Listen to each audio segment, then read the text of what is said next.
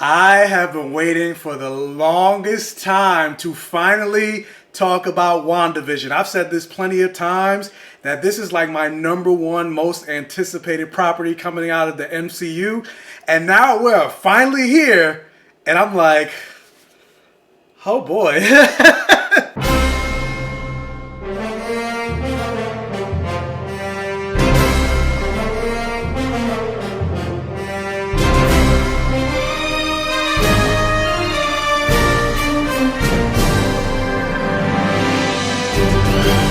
So WandaVision is officially dropping on Disney Plus on Friday, which will be tomorrow for you guys. And I believe they're actually dropping the first 2 episodes on Friday. I'm not sure about that. But either way, I want to thank Disney and Disney Plus for giving me access to an early screener. I was able to see the first 3 episodes. So again, thank you, thank you, thank you. And obviously, because this review is dropping before the show is officially out, I want to say this is going to be my non-spoiler review of my thoughts of WandaVision so far. And I'm not even going to really touch on episode 3 that much because that doesn't come out until next week. So I'm really going to focus on episodes 1 and 2. But again, non-spoilers. If you do want me to do a week-to-week recap, do me a favor and hit that like button and then leave a comment to let me know down in the comment section below.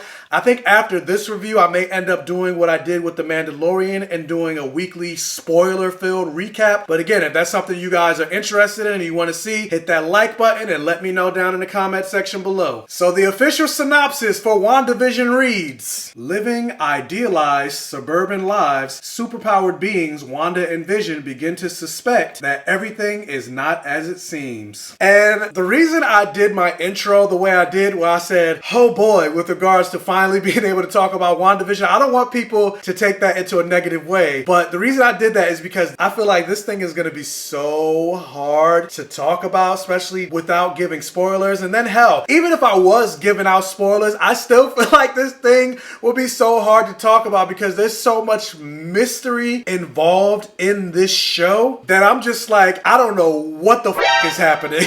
And I don't mean that in a negative way at all. And so jumping back a little bit to give things a little bit more context, for those of you that have seen the trailers or the screenshots regarding WandaVision, or maybe you watched or read some interviews from Kevin Feige himself, but WandaVision is basically paying homage to a lot of the great American sitcoms of the 50s, 60s, 70s. Like they've had Dick Van Dyke on set to consult about the Dick Van Dyke Show. They're paying homages to Bewitched and I Dream of Jeannie. You saw in the trailers that they're following the Brady Bunch and Roseanne and plenty of other American sitcoms of those eras. So because of that, each episode is going to take place in a different decade of American television. So you have episode 1 taking place in the 50s, episode 2 taking place in the 60s, etc., etc. And I believe there are 8 episodes in total. And so with that, you know the characters of Vision and Wanda mostly from the Avengers movies. And so with the weirdness of this show, you're just wondering like, how are they in a 1950s sitcom? And the whole time you're watching it, you're sitting there like, what is going on? And the brilliance of this show as well is despite you're wondering what is going on and how are they in this world, because they're in a 50s or 60s sitcom, they do end up falling into some 1950s, 60s sitcom tropes and storylines. And then there's these characters that they introduce, and they even have a laugh track in these episodes. And you find yourself invested in the storyline of the sitcom world, despite knowing it's not the real world. And while I didn't grow up watching I Dream of Jeannie, Dick Van Dyke, and all that other stuff, like I wasn't even born when those came on. But when I was younger in my childhood, I did watch a lot of Nick at Night, and they did play a lot of shows like I Dream of Jeannie, Bewitched, I Love Lucy, Welcome Back Kotter, and all those other shows. And I watched a lot of those shows, and even to this day, I'll still go back and watch episodes of I Love Lucy, Bewitched, and I Dream of Jeannie. So I did love the nostalgia of seeing the love and the homage to those early American sitcoms. But also with that, despite it being about these sitcoms and paying homages to them, there's a huge mystery that they pepper in to show that, just like I mentioned in the synopsis, going to Ghostbusters, there's something strange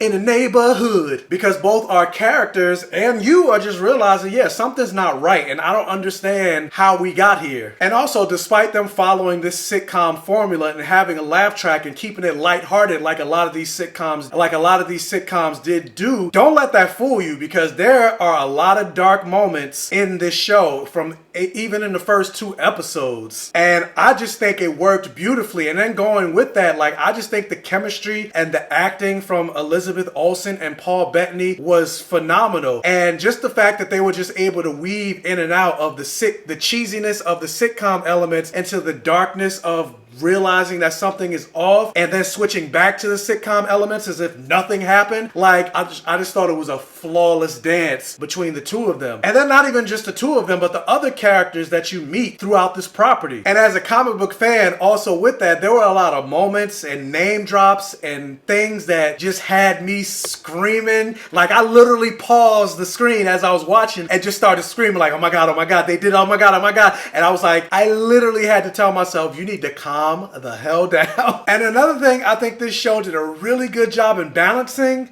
is interweaving the cheesiness of the effects of the 60s with like I Dream of Jeannie and Bewitched, but then also giving us that MCU level of effect style that we're used to. And I just thought like the way they interwove it and would go back and forth with that was like, I don't know, it was just brilliant the way they did it. Like, and ultimately, despite me not knowing and really being confused about what's happening, I have my theories of where this property is gonna go, or rather, I have my hopes of where this property is gonna go. Like, I don't know if WandaVision is gonna get a season 2. I do know that this show is supposed to connect to Doctor Strange and the Multiverse of Madness, and Wanda is also supposed to be in that as well. But I'm really hoping that this series springboards into Wanda going mad and creating the House of M, which will also eventually introduce mutants into this universe. But yeah, I'm already ready for episode 4, 5, 6, 7, 8. Like, I cannot wait to see more of WandaVision. And actually, I'm going to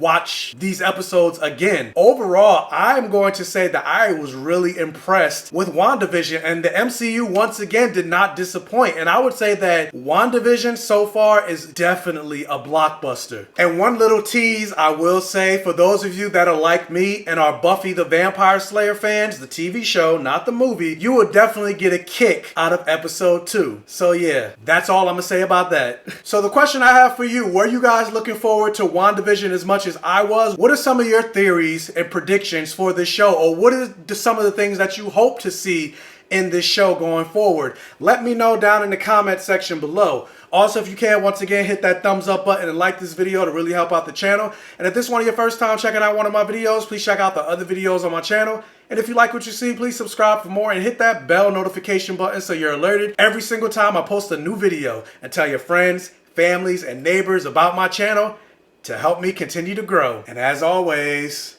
I will catch you guys next time.